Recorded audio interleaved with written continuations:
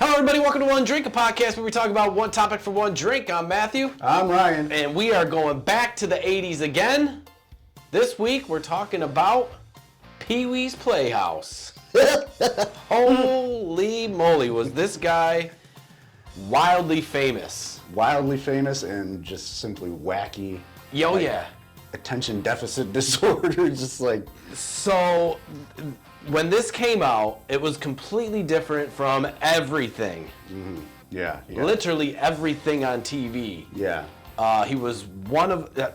how would you explain him? Well, I'd say he's Mr. Rogers on cocaine. Yeah, yes. He had that. Won't you be my neighbor? Yep. He had the laugh. He had the way he talked. Mm-hmm. Yeah. I mean, it was incredible. Yeah. So it was a character that he developed in 1977. He used to be part of a comedy troupe called the Groundlings. Okay. There was a couple other famous people in there, like Phil Hartman was in there as well. Oh yeah. So they just came up with a practice thing one day and said, come up with a new character, and he came up with Pee-weeherman. Man. Yeah. And so, a funny fact that my girlfriend, she's like, "What are you doing the show on?" I said, "Pee Wee's Playhouse, Pee Weeherman." Never heard of him. What? Yeah. I said, "You never heard of Pee Weeherman?" Oh my gosh. She goes, "I'll be honest with you, no clue who he is." What is she, 12? She's 10 years younger than me, but damn. Right. I was just shocked because I figured everyone at some point knew who this guy was because he was so different. Right. You know what I mean? Yeah. And Pee Wee's Playhouse, I mean, it was for kids, right? It was for kids. It initially started out as a stage show. Yeah. I think it was in like 1983. But it was a stage show focused for adults, like adult humor and everything like that. And then, he went on to do turned it into like a kids show for a Saturday morning. Yeah. Now during this show, if anyone remembers, he had characters. That's right. Certain little characters that stuck out each show that, had to fill the playhouse out with some characters. Yep. So then he had Jambi. Jambi, yeah. He was the... He was the genie in the box. Yeah. And then he'll grant Pee-wee wishes. Right, and then what was the famous saying?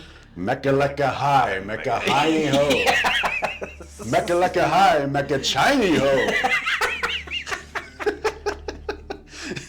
That's the one thing I remember from that show. Yeah. I think everyone has to. Oh my gosh, yeah. That stuck out more than anything in the show. Yeah. Wish? Did somebody say wish? And then he had that Cherry. Cherry, yeah. Was the chair, of course. His favorite recliner chair there. Yep, and then he would always sit in or whatever. Yeah. And the chair talked. The chair talked. Yeah. So it was just a big puppet. Yeah. Could you imagine now, watching that show, just taking some mushrooms or something? Oh my God. I don't think you'd have to take mushrooms. You would just be like, what the hell is going on? The floor is talking. Not that I condone taking mushrooms, but it would be a fun episode to watch. Yeah, absolutely. That'd be a lot of fun, actually. God. Then they had Globey. Globey, oh my God. I think he was my favorite. The Globey? Yeah, I don't know, just the way he talked was like... Yeah. Like Pete would bring up something and he'd be like, "Oh, that's in Brazil." And Globey would be like, "That's over here." And he'd turn and show everybody where Brazil was. He did Eyes have not that voice. moving, just like, just like... Africa's over here. Oh man, I forgot about that. Son of a bitch. I think that's why he's my favorite. Yeah, now it's silly. Now that you say it, he was great. Yeah. God damn it. And then there was that Cowboy Curtis. Mm-hmm. He turned out to be a famous actor. He sure did. Lawrence Fishburne. Lawrence Fishburne, yes. And see, that's the thing is, like, you got to start somewhere. You know what I mean? And yeah. And he started. I'm sure he acted before that, but his big break was this show. Yeah, he had a couple roles. I think he was in Apocalypse Now. He was one of the soldiers in that, one of the characters in Apocalypse Now. And then, Pee Wee's Playhouse, and then went on to do, Boys in the Hood. Oh, yeah, and then yeah. The Matrix. That was, yeah. Yeah. And then there was Miss Yvonne, wasn't that? Yvonne. Mm-hmm. That was his crush, or yeah, kind of a love interest. Yeah, but not his girlfriend or wife. Yeah. He was too much of like a boy man to say that it was his girlfriend. Oh my God, yeah. And then the King of Cartoons. Mm-hmm. He knew everything about the cartoons or whatever. Yeah, I don't really remember him. He would come in every episode with a camera, like a Jesus, if you reel to reel. Oh, okay. Projector, and let the cartoon begin. And just show like a weird antique-y cartoon from like back in the 30s and 40s. That was man, some wacky stuff if you were on mushrooms. That's what I'm saying, see? Everyone's gonna be like, yo, I did mushrooms and watched Pee Wee's Playhouse. We're gonna be like, yeah, we did too. It's Don't ever suggest that again. But yeah, that was the premises of this show is, he was a goofy guy, and in his playhouse he had all these, caricatures and toys that talked. This is what was really cool though. So he had that gray suit, red bow tie, white shoes, right? Yep. So that kind of made him who he was, right? The goofy, him. But it originally wasn't going to be that. No, it wasn't. It was going to be something else. Oh. But I forgot what it was. It was just going to be like another suit, but not that type of suit. Oh, okay. So it was a loner. So they were like, oh, we got to do the show. So then he's like, all right, that was the only thing he had. So that's how it all started. It did look small on him, like he was like high waters. Yeah. The pants and then the white shoes, and he was originally going to just put a regular bow tie. But then he said, he's like, oh, I got to put something different on. A red one to stick out. Oh, yeah. So now when you look at him, right, you can't see him any other way. No, except for because even, anything that he did Pee Wee related was in that gray suit. Yeah. Now, wouldn't it just be crazy, like, if that never happened? You know what I'm saying? We'd be looking at him in a totally different. It wouldn't be. I guess we would adjust to it. Yeah. But it just. That was Pee Wee. The short, the suit, the bow tie, especially the bow tie, boomerang bow tie. Yeah. And just like, that was Pee Wee Herman. Yeah. It would be kind of weird if it was anything else. Oh my God. So it's just funny things like that. It's the same thing with history, you know what I'm saying? Like, if you did this instead of this, we would be saying or doing something completely different. Yeah, if he was dressed differently, then we'd be like, oh yeah, that's Pee Wee Herman. Right. Isn't that like a butterfly effect or something? Yeah, that's what I'm saying. So,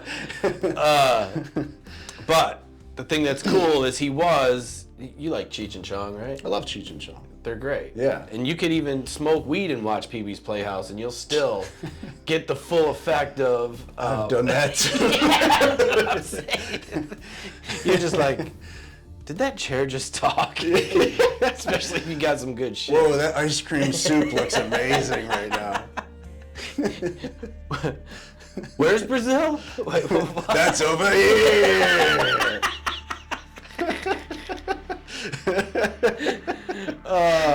But yeah, so Pee Wee, Paul Rubens, he was in the Angry Hotel. He was the Angry Hotel clerk in the Cheech and Chong's next movie. That's right. Yeah. So was he Paul Rubens or Pee Wee? He was Paul Rubens. Okay. Yeah. But he was just the angry clerk. So he. Oh, okay. He was or is an actor. Yeah. Originally. Yeah, so. He started out, like I said, on the Groundlings, and then he did little movies here and there. Yeah. And then he found Pee Wee Herman. Did you ever see him in Blow? Oh yeah. He was awesome good in that. That was a great role. It's just man. He looks awesome. You wanna see him as Pee Wee. Yeah. But he killed it in that. I think that's like his first come out role after Pee Wee. Just like yeah. Okay, put Pee Wee in the box. Yeah. And now I'm going to do some more serious stuff. Yeah, and he killed it in that. Yeah. That was awesome. That movie is so good. That come out in the 80s? Can we cover that one? I don't know. It was based in the 80s, I think, wasn't it? Well, yeah, 70s and 80s. Yeah. But yeah, he the whole show just came about.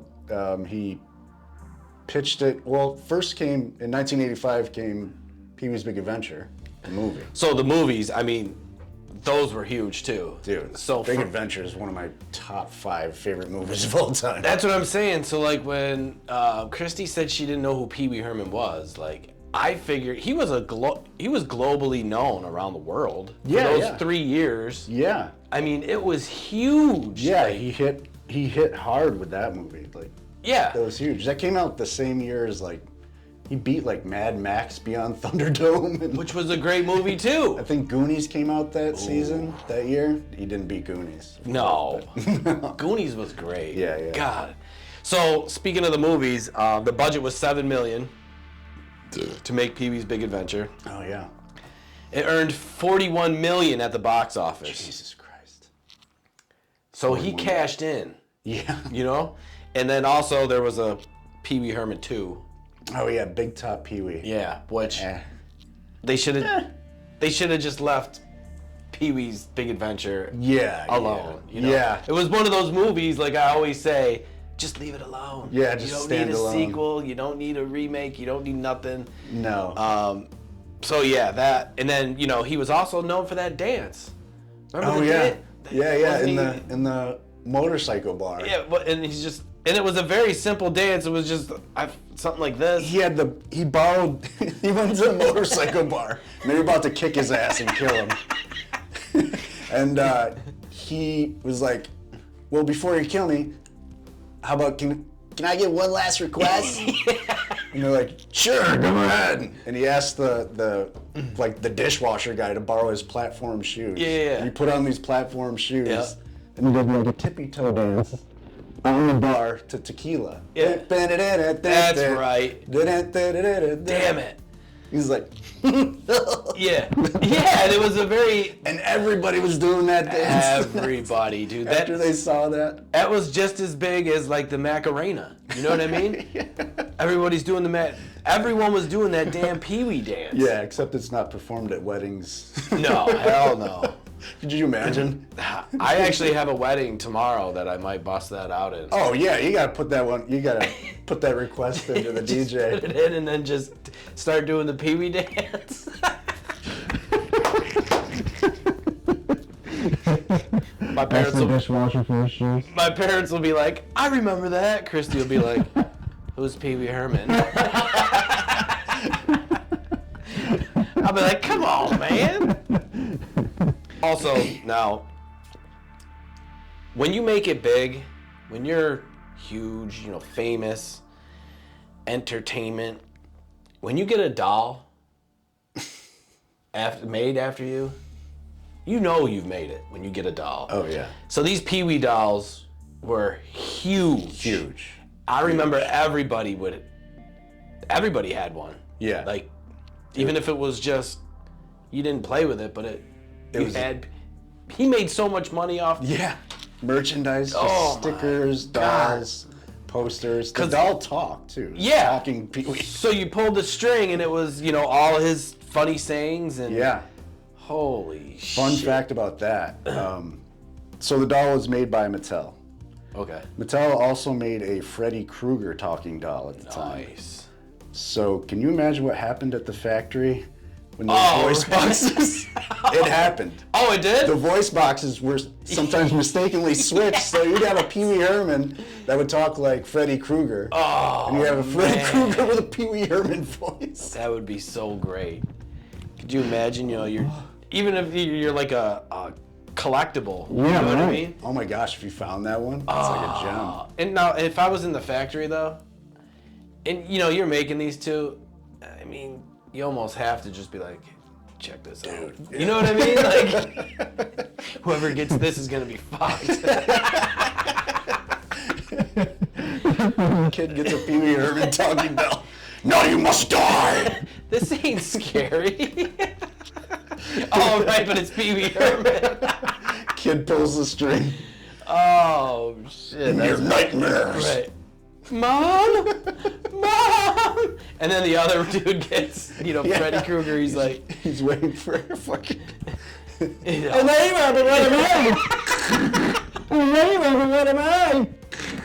Oh, shit. So, yeah, when you make it, you get a doll. He was really good. He was in, like, Batman Returns as, I think, Penguin's father or something like that. Yeah, he was... Yeah, he had a lot of other roles. Yeah, he never had, like, a main film, but... No. His supporting actor roles were super good. So good. Yeah. Pee-wee. Check us out. Listen to our voices on all major platforms. Watch us on YouTube. You can get all our information on Facebook. We're on all social media sites. One Drink Podcast. You'll find us. Can't miss us. Until next time. See ya.